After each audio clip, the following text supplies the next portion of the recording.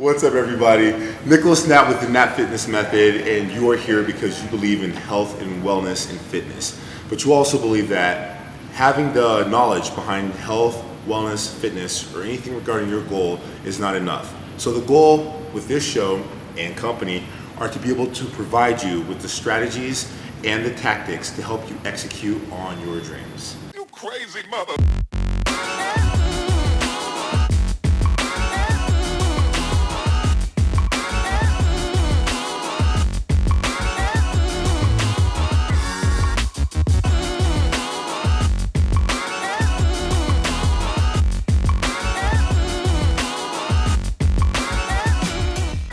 I am very excited to have our guest on the show today. Now, believe it or not, it would actually take an undying feat of more than 20 minutes to be able to talk about her list of accomplishments and the contributions that she's been able to have, not only on society, but the sport of bodybuilding. At the age of 45 in 2012, where most people have given up, she quickly decided that she was going to rise to the top, and not only the peak cream here in Colorado, but she was going to be an elite athlete and turn pro. Pro level guaranteed her the access to compete on the International Federation bodybuilding stage. Since then, she's been able to compete in over 20 different competitions, nationally and internationally, but two of which would obviously have been peak highlights of reaching the pinnacle of all bodybuilding and becoming an Olympian in 2014 and in 2016. Since then, she's elevated her career not only at the figure level, but now is a peak athlete in the International Federation of Women's Bodybuilding as a women's physique athlete. So please help me in welcoming my good friend, an unbelievable, remarkable athlete here to not only the Denver, Colorado, but the sport of bodybuilding, Krista Dunn. Krista, thank you so much for coming on. Thanks for having me. Absolutely, absolutely. So, Krista, we're going to dive in here and talk about so much of what you've been able to accomplish, and it's kind of funny because we had a chance earlier this morning to kind of sit and talk about the poster trial, and it's really funny because there's so many fascinating things about what you've been able to do in your career, but the irony of it is that a lot of people would look at what you've accomplished or the timeline in which you've accomplished it and been like, oh, that's not for somebody of that age. And so, we'll just hop in. You're 51 now, but you turned pro at 45. And that was in Pittsburgh at Master and Team Nationals. You got first in your class, Yep. right? So what made you want to jump into bodybuilding at the age of 45 or even prior to that, where most people have this base stereotype of being too old at a much, much earlier age, right? And they sort of just let their health go very arbitrary. They live day to day, and you're out here competing at like the elite level. When I turned, I've always been in the gym for my whole life, but when I turned 40, I decided to take it a little bit more seriously, not just take classes or whatever, just kind of hit the weights a little bit more like I used to when I was younger. And then when I turned 42, I had people in the gym coming and telling me, there's this part of bodybuilding that you should do. You should do figure, get on the stage and compete in figure. I had no idea what it was. I had to go home and Google it. And my first reaction was no, like, I'm 42 years old, why would I do that? That's silly, like, that shit sailed. And then I just started thinking, why not? Like, why couldn't I? Who cares how old you are, what, I had a little, small child at the time, but I'll give it a shot. And so I did my first local show at 42 and just loved it, fell in love with it, and did well. So it was kind of like, oh, let's see where it goes to the next, at the next level. I went to nationals, was top 10. Okay, well, I did well there. And so it just sort of snowballed from there. But yeah, I just had that mindset that people get, like, oh, no, that's not for me. But I realized, why not? It's for anybody. So It's so funny that you say that, because I think that's almost default, right? Like, people will make a recommendation, and then we think to ourselves, like, oh, no, that's for this person or for that person, but not for me. And it takes someone being able to see something in you that you don't necessarily see in yourself to even like plant the seed, right? And so obviously you were able to have a great community around you. And so who were some of the people who were in your ear or were influenced to kind of help you cultivate that belief to, you know, have the guts? Because again, obviously you guys know that the sport of bodybuilding itself, with any sport, you know, there's a clear line and you have to step over it if you're going to commit yourself, and you can't be in one day and then out. It really takes an all-in effort, all-in focus. And so to be able to go from the diet to the training and, you know, in up, who were some of the people who were able to influence you to do that? So the first guy that talked to me about it, his name is Andrew Picard.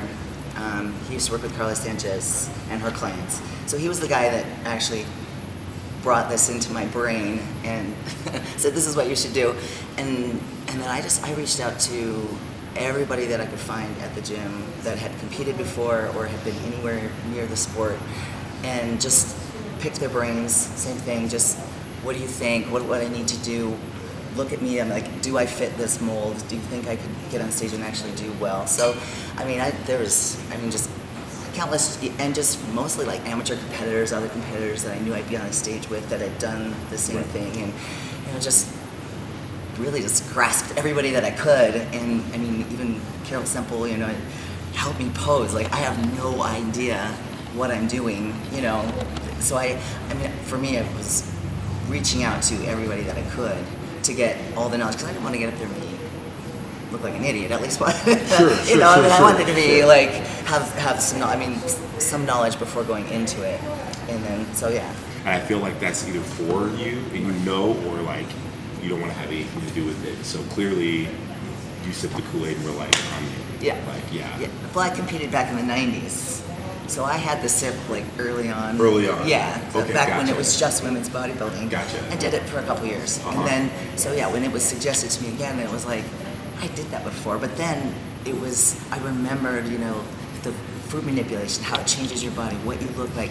I'm like, I want to see what I'm going to look like at the end. I want to see.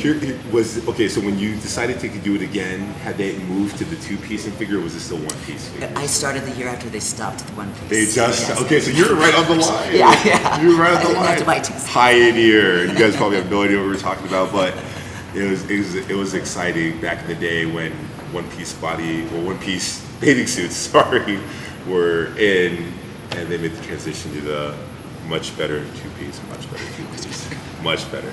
Now, we can kind of flip the script here, because, you know, I think it's so easy for people to downplay this, and I really want to play this up. You're a mom, and this isn't like a newborn, but this also isn't, you know, a teenager who's on her way out per se. This is, you know, a child, your daughter, who's, you know, obviously confiding in you. You need to be there every day, and you really accepted that role. And you're not, you know, no offense here, but you're not just a mom who's there and kind of goes through the motions. Clearly, you've, you know, cultivated that responsibility, and you do that at the highest level. It's easy to see that on social media. And so, how did you take, you know, the responsibilities that come with being able to do figure and try to maximize that while still keeping the efficacy of being mom and making sure that your standard doesn't drop there? How did you able to do that? Well, so about the time that I started competing, I also started homeschooling my daughter. So actually what it made me do is learn time management because we would be gone 12 hours a day. We'd leave at 6 a.m. We wouldn't get home till 6 in the evening during the week, school week. She was a gymnast, and so and it was not near home, so I was gone from the house all day. So you just, you know, food prep and, you know, all those things. Just when do I go to the gym? What will I do with her while I'm doing this? You know, so there's so much that went into it. So, I mean, it just really helped for me, like, with discipline. Not that I needed more, but just, I think in the whole realm of things, because everybody's like, oh, I couldn't be that disciplined. But I think when you have to plan your entire day, I mean, it just elevates it to a whole other level. And then I think she sees, you know, what I was doing to make her goal a reality, to be a gymnast, and you know, more of an elite level gymnast. And I think that translated to her. She could see what I was doing, so she did the same thing. You know, she was working hard. Adopted it through. Right. Yeah. That's very cool. Now, again, just kind of open, have you always kind of thought that way, or was that something that you had to really transform and learn and become? You know, I've always, when there's something I'm really passionate about, Passion. then I go to the ends of, Power you know, word. yeah. Yeah. And it doesn't matter what it takes, you know, Right. whatever I have to do. If I have to get up at 4 a.m. to get my cardio done, because then we leave the house at 6 to take her to gymnastics, then I go to the gym, then I come, you know what I mean? That was what, I was okay with that because I knew what I wanted to do and what my end result was going to be. So this is a little bit of a mood lightener, but you're a country music, fan, big country music fan. Now, have you always been into country music? Oh, yeah. Did you get that from mom, dad? How did that? Yeah, actually my parents, yeah. My dad used to try to teach me how to two-step in the basement. Really? Yeah. Yeah. Now try as in like, or you have some skills like. No, I can dance. So you can do it right now. No, not on no. That guy is putting you on the spot. Put me in the Grizzly Rose. Grizzly With a good Rose, dancer. some music, and right boots. and Has to be yeah. right boots. Oh yes, I got a pair of boots in my car right now. Really. You might get some behind the scenes footage with Krista showing some two-step. I can't two-step. I'm actually a decent dancer for a big guy, but I can't two-step. So you went to 10, almost 10, maybe a little bit 10, more. might be 11. Just this summer. Yeah, just this. Just this summer. Not like for the year 2018, just this summer. Yeah. That's more concerts and comedy shows than I've been into in yeah, I'd say like this year, goodbye, very cool. So it doesn't really, is it more of like you're into the community and you thrive on it, or is it just happen that Denver gets killer artists and you love watching them? I mean, it's a good combination of the two, for sure. But first of all, I have a good group of girlfriends that have the same mindset as me as far as the country music goes, and so we all, it's like, okay, who wants to go? And then usually the whole group or most of the group, we go. Bonding. So it's right. So it's fun that we're, it's the whole girl thing, and then of course the concerts are amazing. So you can't say no to that.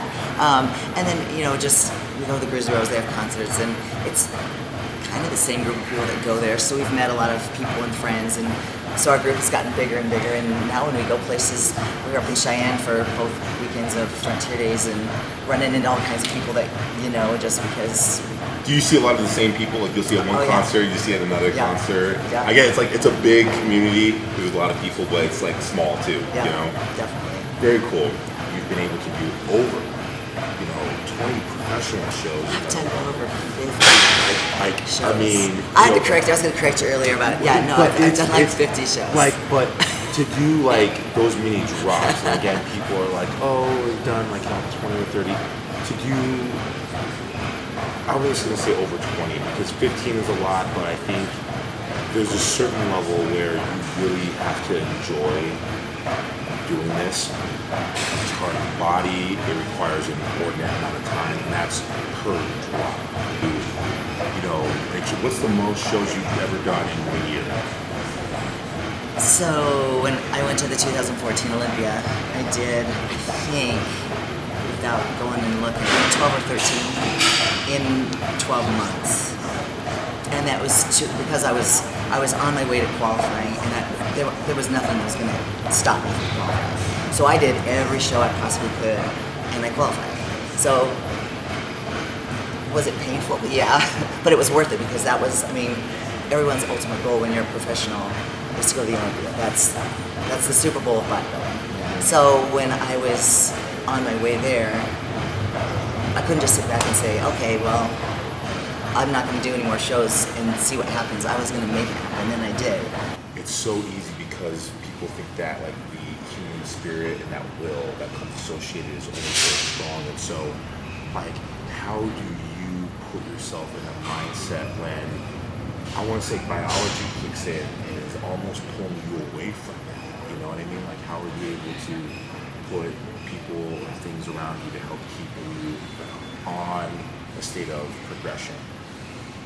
Yeah, I think, especially I train at Arm Brush Pro Gym. I think having the people that are in that gym supporting you and cheering you on, pretty much, that helps for sure. So when you're feeling like crap and you don't really want to go, and maybe I'll just be done for the year, or whatever your mind is for the day. As soon as you walk in there, just the feedback that you get, or the people that come talk to you or lift you up, or that's everybody builds you up there. Everybody's got your back. You walk in and if you say, God, I'm just not feeling it. Let's go work out together. Let's go do a leg workout, or let's go, or let's go over to Starbucks, have a coffee and talk about it, and come back and train. Heather, I've done that a few times where it's like, I'm not feeling it. And you figure out why, or what's going on, or what's in your head, or let's, make a plan. And, I think that's what you really need is a support system. That's like key, I think, especially in this sport, because it's such a, messes with your head. Should I be doing this? Do I look terrible? Do I belong in this sport? Why am I doing this? So I think if you have people behind you saying, yes, you do. We were talking about that earlier. Sometimes you don't see what you look like, or what what you're going to put out on the stage, because your brain is telling you things. So if you have other people helping you out and saying, you do look great, you do belong here, that definitely helps. That's such a powerful mindset to put key people around you. You would say that has that been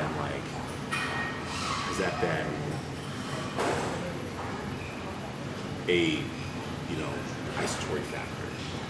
Would you say that that's like definitely, and it's not even necessarily people like people you right here in front of me that I know and I just talk to you all the time, but just messages on social media, because social media can be negative, as we all know. Absolutely. But I have really received nothing but positive, encouraging.